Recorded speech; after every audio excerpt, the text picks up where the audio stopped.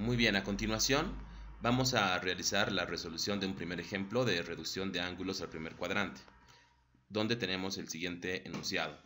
Reducir las funciones trigonométricas del ángulo θ igual a 123 grados al primer cuadrante. Muy bien, entonces antes de proceder con la resolución de este ejercicio y hacer simplemente meros cálculos, vamos a hacer una explicación previa haciendo uso de la gráfica de la circunferencia unitaria, en la cual estamos graficando el ángulo de 123 grados, como pueden ver aquí en color verde, ¿sí? Y también hemos graficado las líneas trigonométricas de este ángulo, que lo estamos llamando θ. Ahí pueden ver la línea seno, la línea coseno, como también la línea tangente que va a estar, bueno, por debajo del eje X, haciendo la prolongación del lado terminal del ángulo hasta intersectarla con la recta de tangentes, como esto ya lo saben porque esto ya lo hemos avanzado.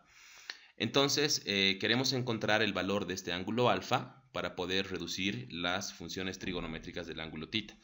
Como se puede ver en la gráfica, las líneas trigonométricas del ángulo alfa tendrían las mismas dimensiones, es decir, el seno de alfa mide lo mismo que el seno de θ, obviamente, el coseno de alfa mide lo mismo que el coseno de θ, aunque estos dos sí son de signos contrarios, por estar, uno está a la derecha del eje Y y otro está a la izquierda del eje Y.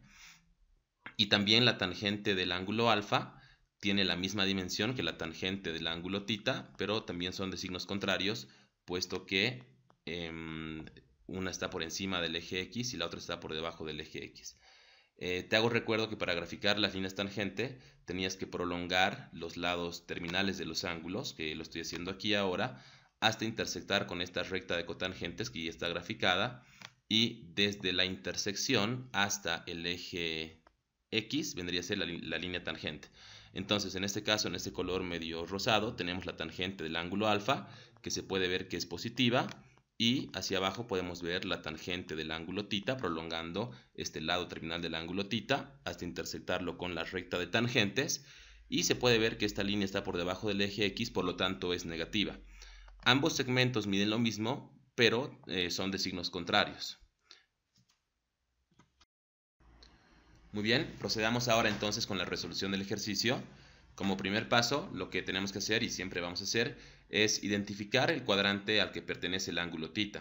En este caso, el ángulo de 123 grados pertenece al segundo cuadrante.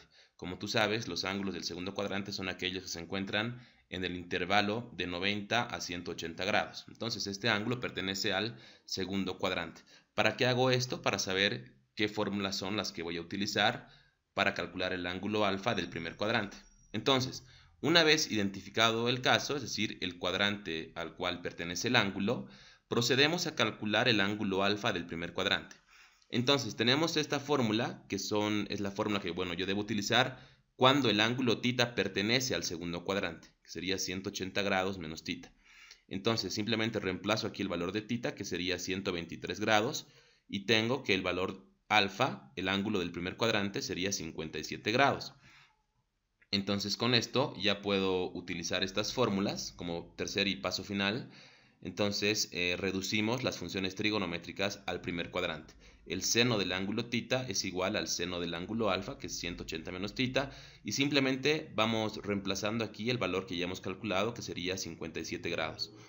En estas relaciones debemos tener cuidado de colocar los signos correctamente. Ya habíamos visto en la gráfica que el seno de ambos ángulos eran positivos, por lo tanto no debo cambiar el signo a la ecuación, pero los cosenos eran de signos diferentes, uno era negativo y el otro era positivo, por lo tanto debo multiplicar por menos 1 a uno de los miembros de la ecuación para que la igualdad se cumpla. Y lo mismo ocurría con el caso de la tangente, que vimos que una era positiva y la otra era negativa, y por lo tanto debemos multiplicar por menos 1 a uno de los miembros de la ecuación. Entonces finalmente tenemos aquí el resultado final, que sería que el seno de 123 es igual, usando la formulita, al seno de 57 grados.